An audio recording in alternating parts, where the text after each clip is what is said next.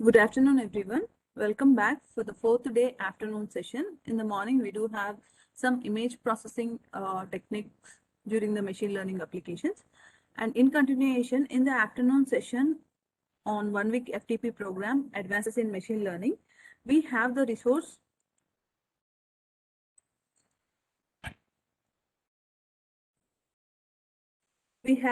person, Dr. Bunil Kumar Balwantarai, who is an assistant professor working in Department of Computer Science Engineering from National Institute of Technology, Meghalaya, India.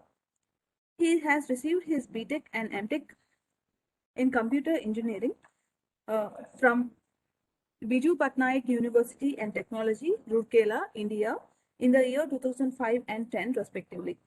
He has completed his PhD from National Institute of Technology, Rourkela, India, in the year 2017. He is having more than 15 years of teaching and research experience.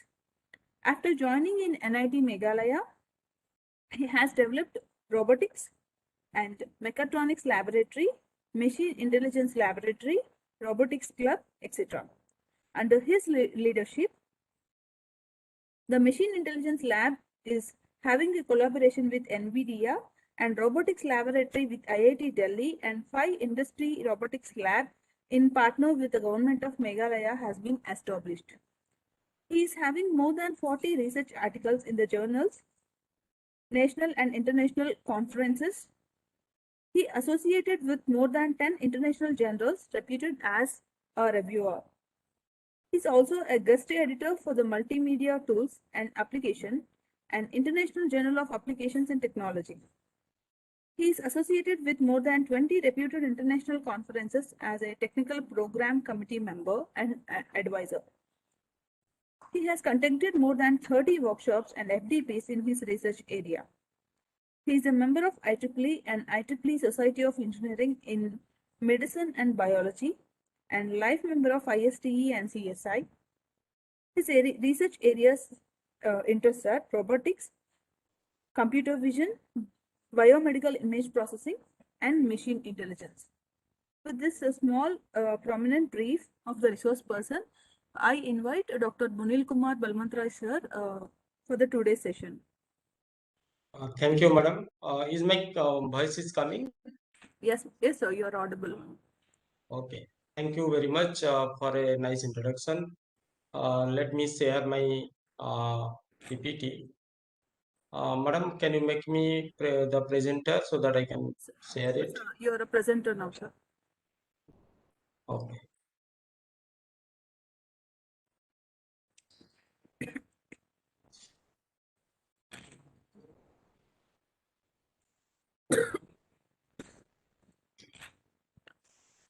Yes, I hope my screen is visible. Yes, sir, it's sharing. Yes, sir, it is visible, sir. Okay. So today, I hope a lot of senior professors are there in the today's FDP, along with some junior researchers. So today we'll be discussing the smart healthcare system, how India is going ahead with such kind of development in different aspect of healthcare system. In my laboratory, we are focusing on basically cancer diseases and any skin related diseases. So smart healthcare, we mean how intelligently we can track all these informations, and we can diagnose the reason behind the particular diseases. So in smart healthcare system, I'll be showcasing my team is there. Pallavi Sharma is there, my research team member. She'll also discuss one of the case studies on smart healthcare. So here in smart healthcare, what we understand, it basically offers a value-based care system to the people, and the cost is increasing very rapidly. And smart healthcare enables the uses of technology in healthcare domain, because all of you know now recently one startup they have developed a uh, online support system for diabetic patients. So what does it mean? It is not only the thing that they'll do everything, recording all this information, they'll collect online and do the suggestion to the patient. It's not like that. It's basically depends on the data, what data they collect and how they processed it. Then what will be the decision making decision support system they are supposed to have. So based on that, they can say their system is a smart system or not. So in a era of artificial intelligence, all these things are possible because of the data which is available to us, and based on the data, we can create a decision support system for making the healthcare system smart enough.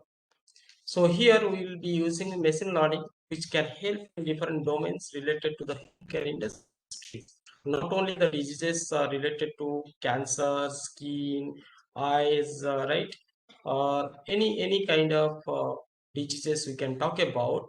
We can use these machine learning techniques, right? So machine learning in healthcare basically helps to analyze the different thousands of different data points and suggest a valuable outcomes, which provides a timely risk analysis and obviously the resource allocations it has, right? And there are several applications. We worked on cancer disease analysis, and also I worked with a support of IIT Kharagpur, which is currently going on. That's basically all of you have the information about the chemotherapy.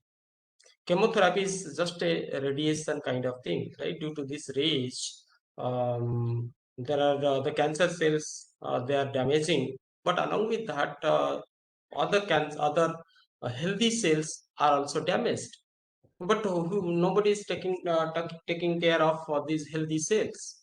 Nobody know. If you ask to any doctor who is analyzing all such chemotherapy cases, they cannot answer you that whether all the cancer cells have been damaged properly or not, or how much percentage it is being damaged. So that's a kind of cell level research we need to perform using machine learning, and machine learning is a very good tool, right? So that the new researchers they can work on. We'll be focusing on the different machine learning areas which we can have. We can create certain resource in terms of research in healthcare domain. We'll see in this next slides. Identifying the diseases and diagnosing that. So identification and diagnosis of the diseases and its alignment, which are considered hard to diagnose. It can range from early diagnosis to even genetic disorders.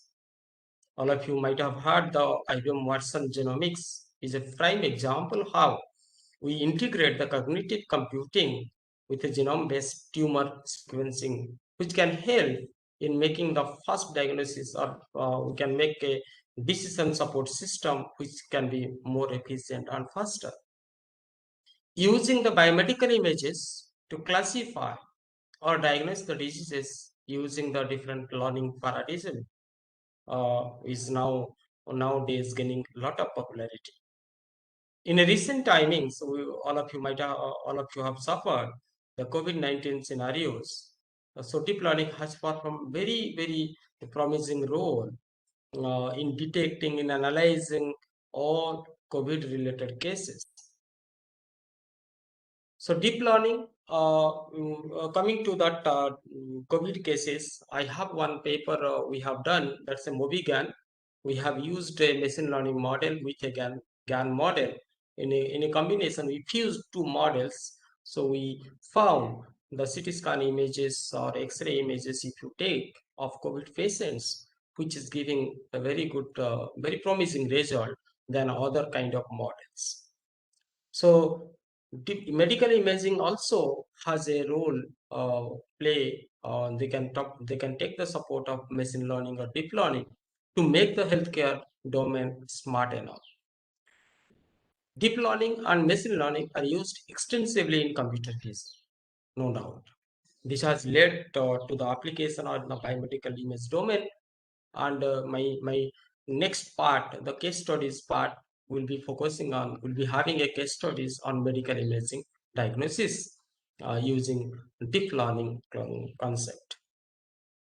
So it has a lot of applications in detecting skin cancers using images taken from mobile also. That means it is not required that high-end systems you need to purchase to take the photo of the cancer portions of the patients, right? And you can analyze that. But if in general we can make use of the mobile phones, the smartphones, and take the information and try to process it and get a proper decision from the system itself, then we can say it is a smart enough.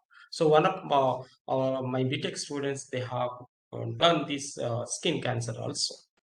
Detecting multiple diseases using X-ray images, CT scan images is also becoming a very good research area nowadays. Segmenting the tumors for aiding the radiologists to reduce their burden, right? That is also segmentation technique, which is a basic uh, important technique in any image processing technique. Then there is a personalized medicine. All of you have seen there are a lot of applications or apps are available nowadays, which so gives you suggestion that which medicine you take for which kind of disease, how much you need to consume, right? Suppose say there is a syrup, suppose it will advise you as per the age or as per the symptom you saw, you gave them, it will suggest you that you take 5 ml or 10 ml, like that it will suggest you. That's kind of personalized medicine. So personalized treatment cannot only be the more effective by pairing the individual health data with the predictive analysis, but also for the research or better disease assessment is required. So IBM Watson Oncology is a very good development by the IBM, which takes the patient medical history to help or to generate multiple treatment options. Just like if you go to a doctor, as per his knowledge level, he will analyze and he'll give a specific treatment what he's supposed to follow. He is following previously. But the smart healthcare system suggests us if we can able to provide multiple options based on the data which presence is having, then we can say it is a smart healthcare system.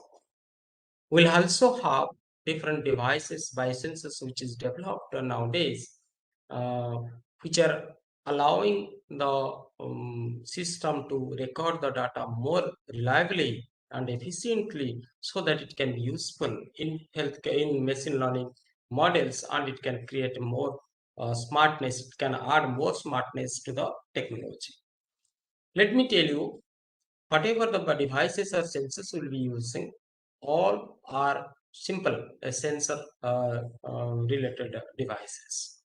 So they are recording the data, they are collecting the data. But what data we talk about? We need to know what way we need to represent the data. Whether the data which we are collecting through the sensors are appropriate for the different models or not. So nobody is talking about the data, whether it is properly represented or it is properly segregated or not. Because machine learning or deep learning, whatever you consider, they are data hungry model. So as much as data you give to them, right, definitely you'll get a very good outcomes, right, in terms of efficiency. So machine learning based behavioral system we have, behavioral modification is an important part of preventive medicine, because whenever the machine learning has been evolved in healthcare domain, there are a lot of startups have come up to go for identifying analyzing and preventing, giving preventive measures to the patient. There is a somatics, which is a B2B to C based data analytics company, which has released an ML based app to recognize the gestures, which we can make in our daily lives. We are generally, because there are a lot of gestures we use, right, to express different activities. So that gestures they are considering, they are collecting, and they are finding out is there any precautions to be taken or not. Suppose a child, if you nowadays all children are addicted to mobile phones, right? So there are a lot of behavioral changes coming happening to them. But what treatment or what care we are taking? Very, very less.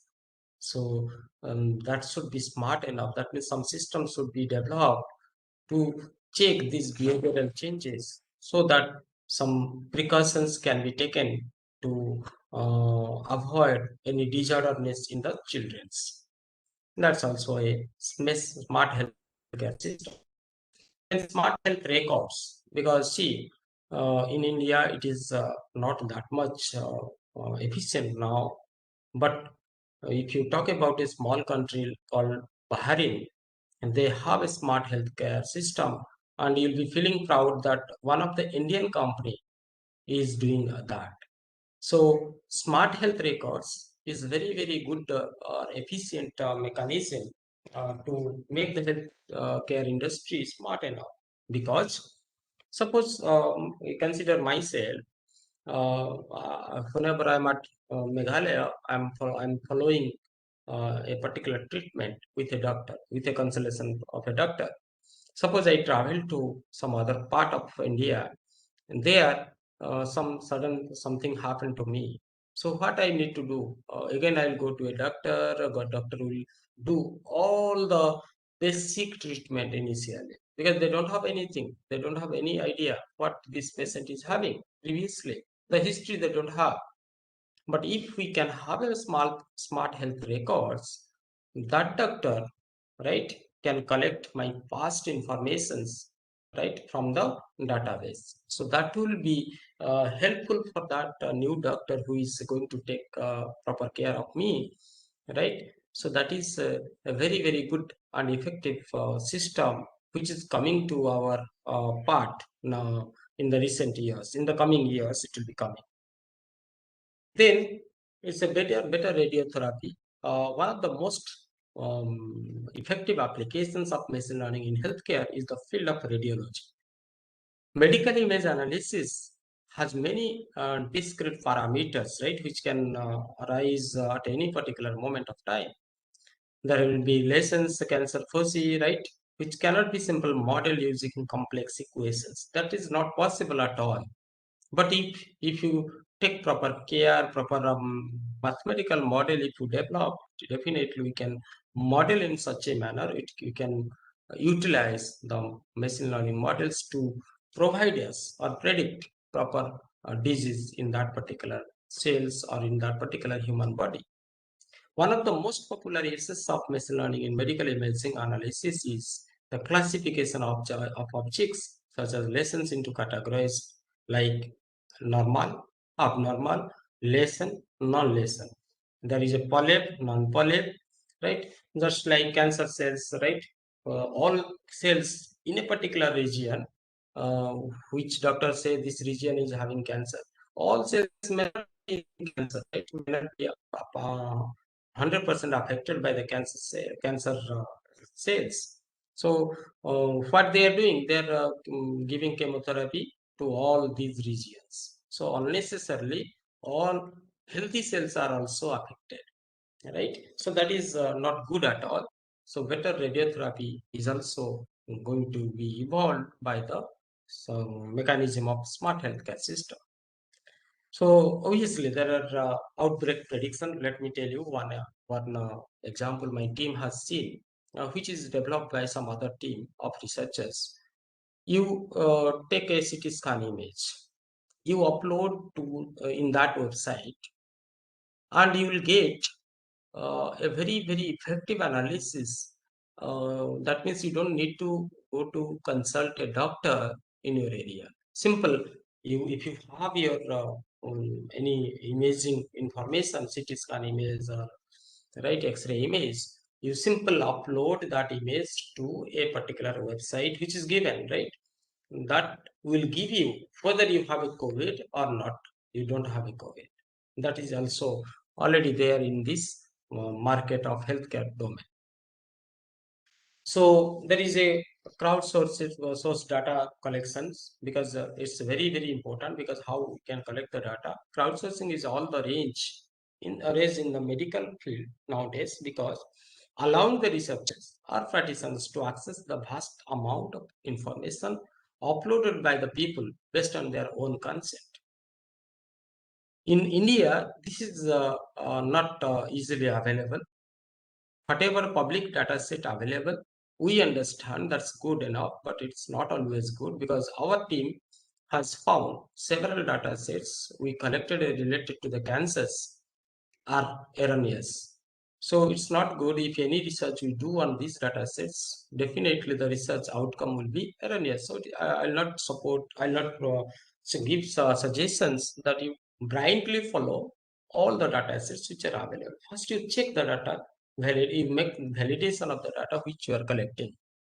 So recent time, IBM has a very good collaboration with Medtronic to decipher, accumulate, and make available of diabetic in data, and they suggest the patient whether they will go for the insulin or they'll go for the medicine or they'll that will suggest you properly for which kind of medication you need to go for.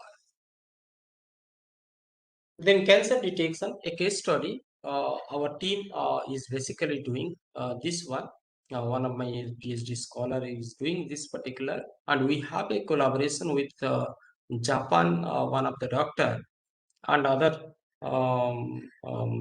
healthcare industry in Japan. So two collaborations we have. We collected the data set because in India you cannot get data set easily. So that's a real-time data set we collected. So my team member Pallavi Sharma is going to handle this part of case studies. Sorry to say because I'm in travel, so this part my team will be taking care. Madam, please, can you give access to Pallavi Sharma? Okay, sir. Just a second. Yeah, Yes, sir, we will assign. yeah. Pallavi, are you there? Yes, sir. I'm here.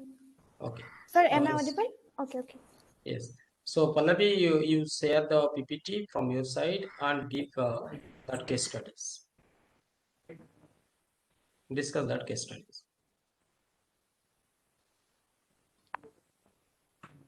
Yeah, Arun sir is there. Yeah.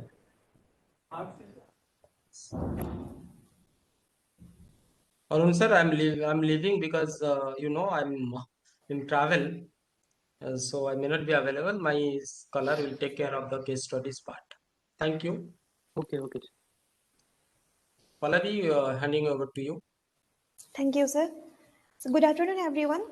As Dr. Balabantri sir has already mentioned that improvement of technology enables the use of computer in healthcare domain also. So, I am also working in this domain and trying to apply machine learning and deep learning in healthcare. So, we all know that machine learning is one of the crazily growing field in technology in today's world.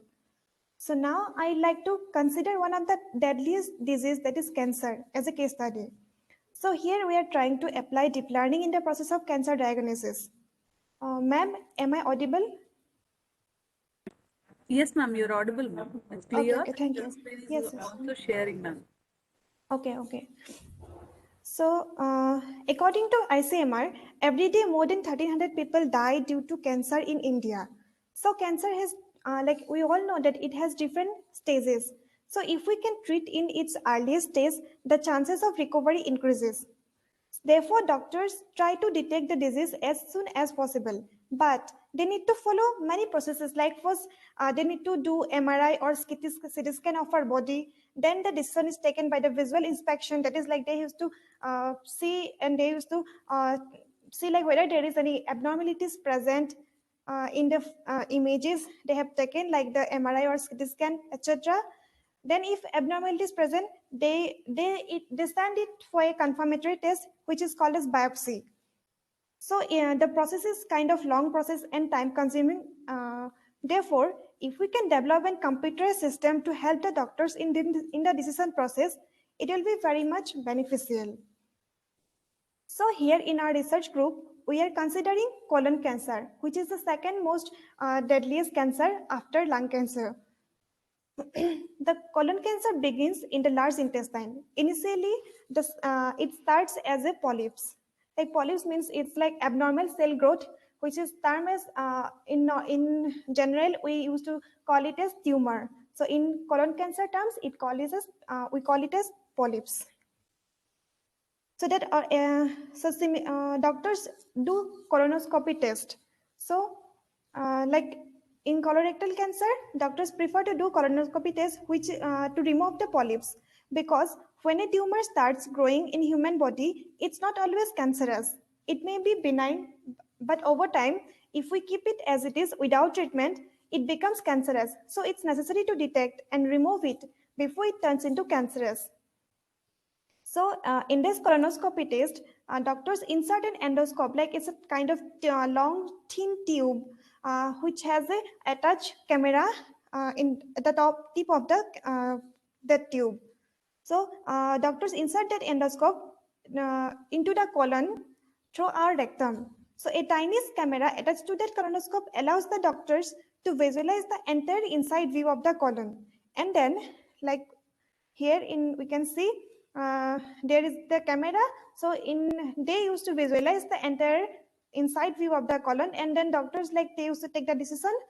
They used to keep the recording of the videos and of the entire inside of the colon, and then like they used to take some images,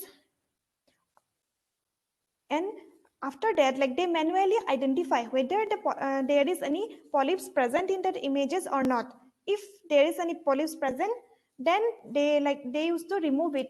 If like they first of all, they have to consider, like, they have to check visually, like, whether it is cancerous or not. If it is cancerous, then they have to do the medications, like they have to follow the therapy and all. But like, if it is not cancerous, if like it's precancerous stage, it's in starting phase, then they can remove it, so that like the recovery is the recover, like they you don't go to last stage of like the second or third stage of the cancers, so like recovery will increase.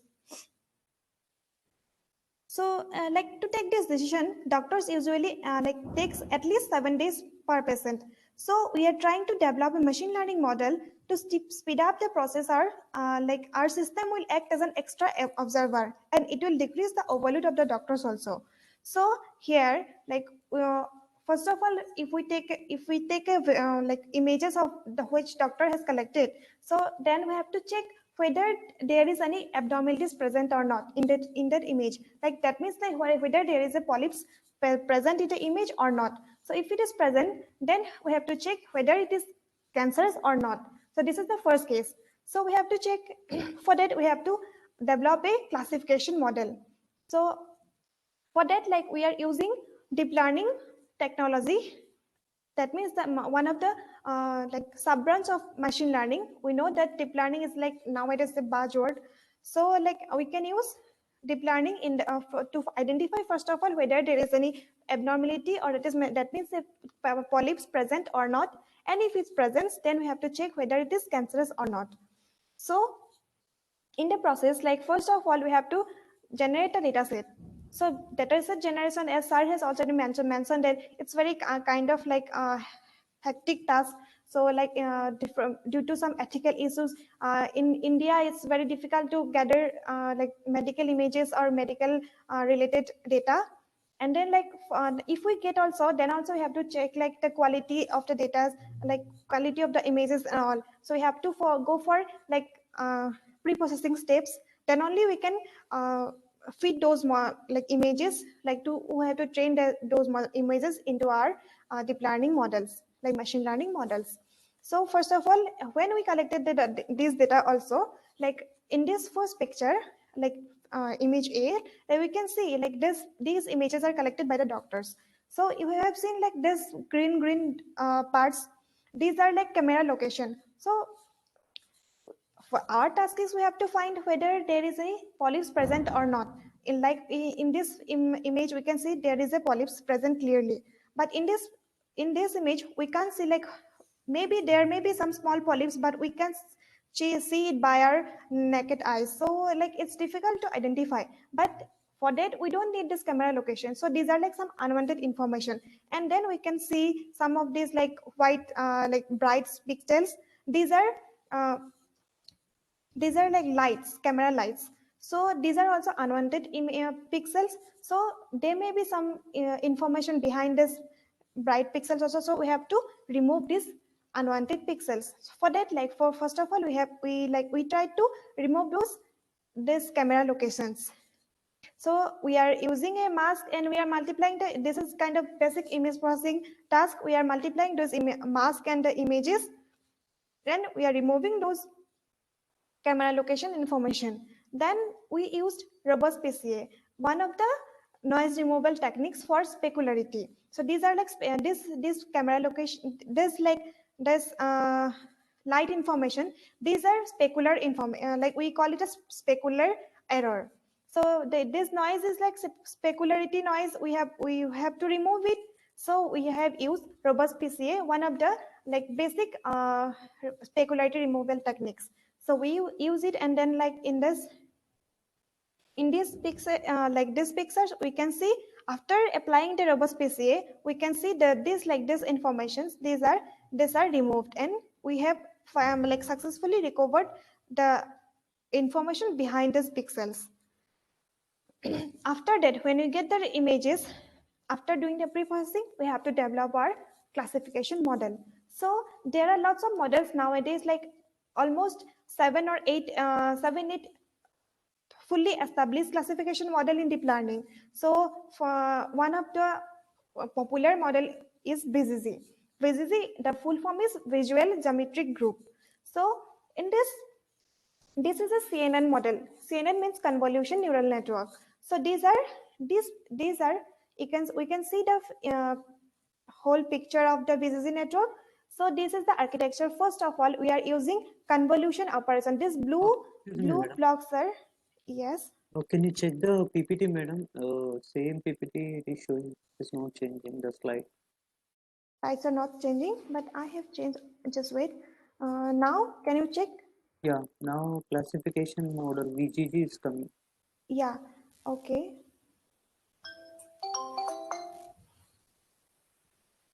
Can you make it full screen, madam? Yeah. Now, is it coming? Full screen is not coming. Still, it's not coming. Yes. Sorry, there may be some problems. Can I like share like this only? Okay. Okay. Okay. So in this picture, like we can see this.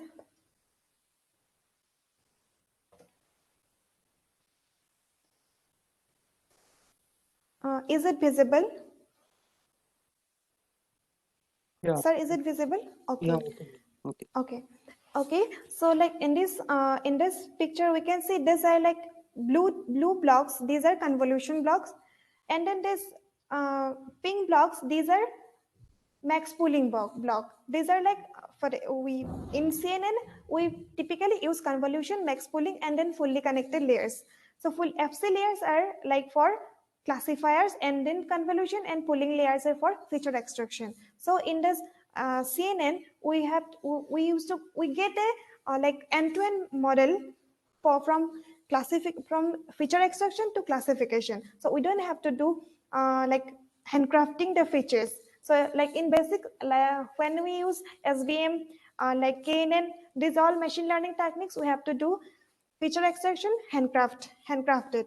So like we have to know the like for in our case for polyps, we have to know the size of the polyps, like which size is like cancerous, which size is not cancerous. Like we have to know the appearance. Like we need more knowledge, domain expert knowledge. But in CNN, we have like we used to get a end-to-end model. It will automatically extract the features and classify the models according to our training data set and according to the rules we have defined it.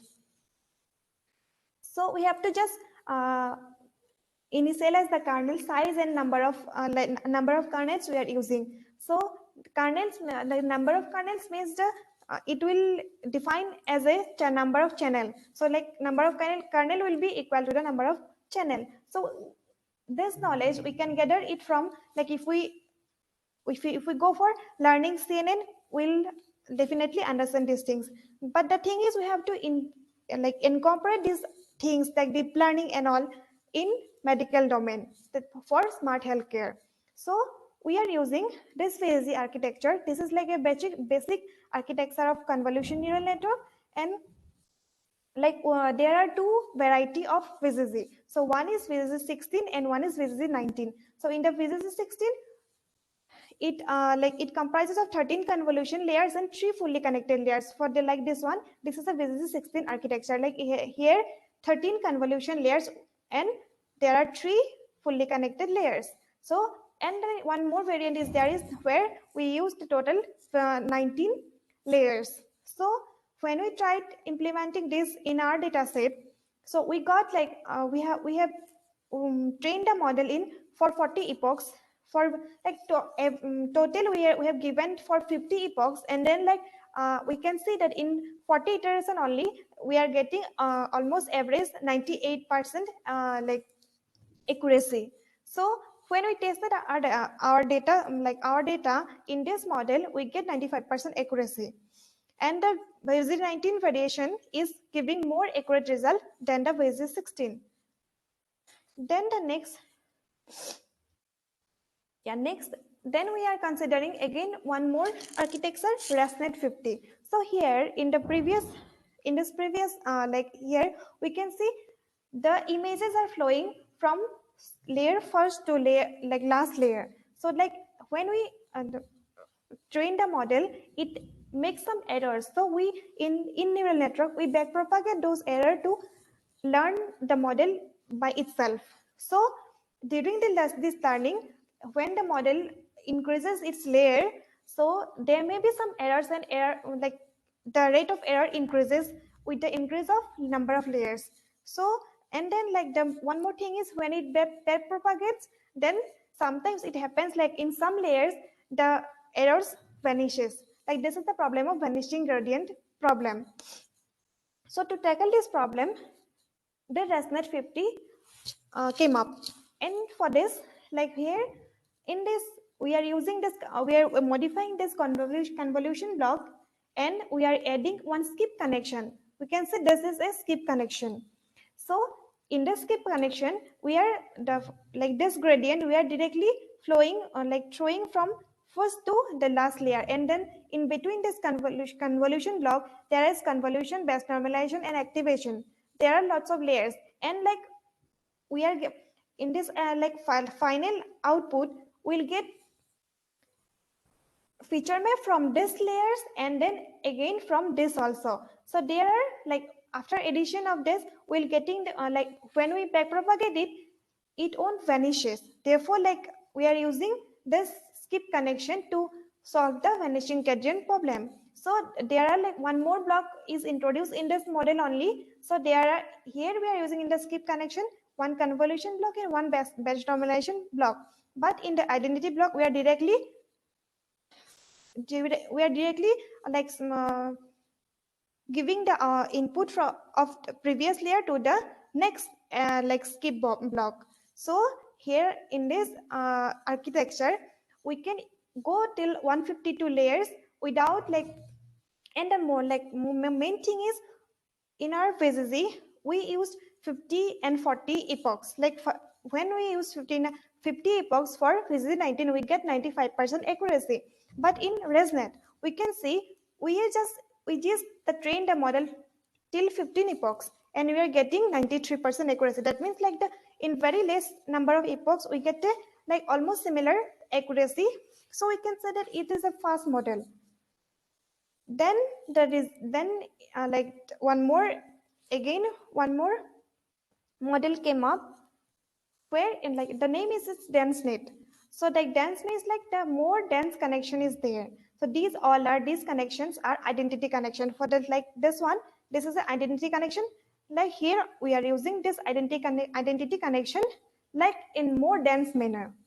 Okay, so in dense block, so one layer is getting the input from all its previous layer. That means here we can see in this layer, this layer is getting input from this layer also, and again this layer also. So the more features we are getting, so the results will be more accurate, and the problem of vanishing gradient will also not be there. Therefore, in this manner, we are developing the model of DenseNet 121, and we are using it in our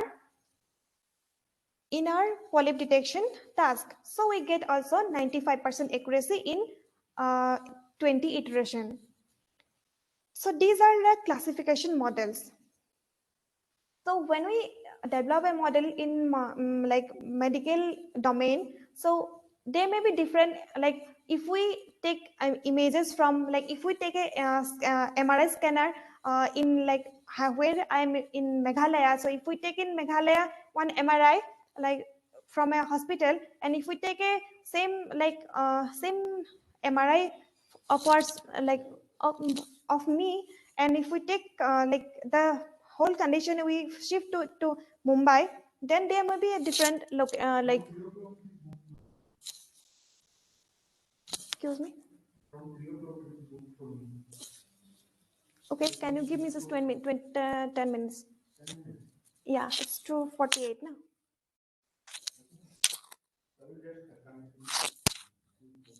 Okay. So we have to develop that. Sorry for the like inconvenience. Excuse me, ma'am. Am I audible? Yes, madam. Okay. So like we have to check for different data set whether the model is working fine for all the images. So here we are considering 3 data set.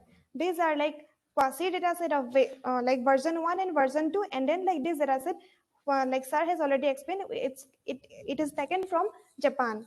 So this all we can see the results are similar to in all the data set. So we can say that our model is working fine in all the data set. Then again one more task will be if when we find the polyps, then we have to check whether it like the location, like whether it is where it is present, the exact location of the polyps. So for that we are using this architecture, and the name of this architecture is UNet. So here where we can see like the same convolution block we are using, convolution and pooling layer is we are using, but in this manner, like here in this part it is encoding the feature, and then in this part again it is decoding our features. So finally we are getting this kind of predicted mask whether like when we can see here this is our input mask, and this is the mask, this is the like location of that polyps that is defined by the doctors, and we are getting this predicted mask here. So like this way, like you can see that small polyps also it is visible, like it can be detected by our model. Therefore, so we can see that like we are getting precision of 92%. But the thing is, we are getting 92%, 95% accuracy in our model, but in real case if we go for applying in real scenario, then we have to get 100% accuracy. So there are chances of like improvement in model efficiency also, and then like we have to solve the problems whatever is like 92% accuracy or 95%, we have to go for 99, at least 99% accuracy. Then only the doctors will like they will accept our models. So in our community, like in research community, in healthcare domain, we have to go for work on more accurate or more precise development of models. So with this, I would like to conclude my presentation on this polyp detection and cancer, like cancer diagnosis. So thank you, ma'am. Thank you, everyone.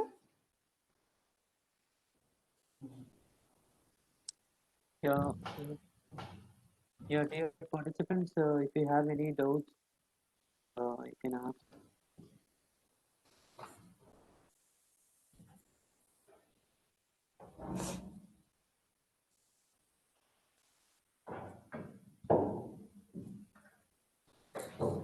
Madam, Yes. so in this problem, I mean, uh, so what kind of algorithms that will be very helpful to find this, uh, to find that, I mean, polyps Okay, and so yeah, saturation we got, yeah. these all are like, these are architectures. These all are architecture, whatever I have explained. These are like deep learning models. So deep learning is like the basic of its convolution. And these architectures we are explaining, whatever we have explained, it's based on convolutions. So gradient back propagation, these are algorithms. The behind the like the architectures, the behind algorithm, what is lying on in like in the convolutions or CNN technology. So these are like the small convolution operation we know in mathematics, convolution operation. Then like the max pooling, whatever I have explained, this is the algorithm of dilation operation. So we are incorporating those basic mathematics and image processing tasks in machine learning. So like this is like a super superset of those small algorithms. Am I clear? Yeah, okay, madam. So further, if Okay. you go for any improvements, what we can do in the future? So like for example here, like for to solving the gradient problems, we have used skip connections like that way. So now the problem is like why the accuracy is less, because the models, they miss some polyps which are like in the edge of that images, or like sometimes it's very small, it can detect. Therefore like we have to make our model like that way, so that it can like extract the features from of smallest tiny details. Okay, are you getting? Yeah, yeah, yes, yes. Okay, so like, and then like the age difference of ages, or like the age different, like the polyps age and the image age, it should be clearly like the features should be different clearly. Therefore like we have to like identify the kernel size, or we have to identify the loss function or activation function like this way, so that the model will converse it well. Am I like clear?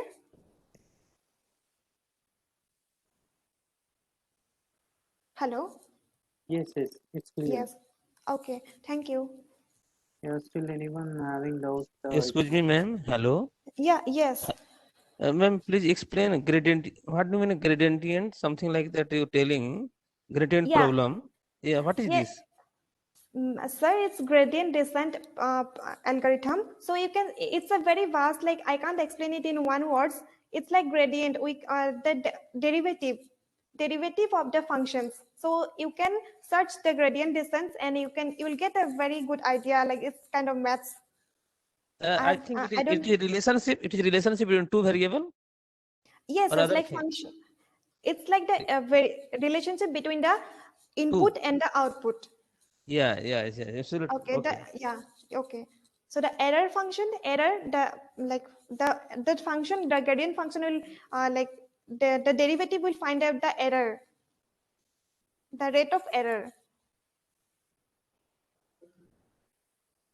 Hello. Yeah, okay, ma'am. Continue, Uh, continue. it's Just okay. listen. Okay. Yeah, yeah. Like you can find it in, like you can Google it. It's very like it's a topic, like it's a one topic. I can't say it in one word, but like you will understand it very easily. So like it's a maths. But those maths we are using in machine learning. The machine learning is basically the like all the concepts are related to mathematics, the linear algebra.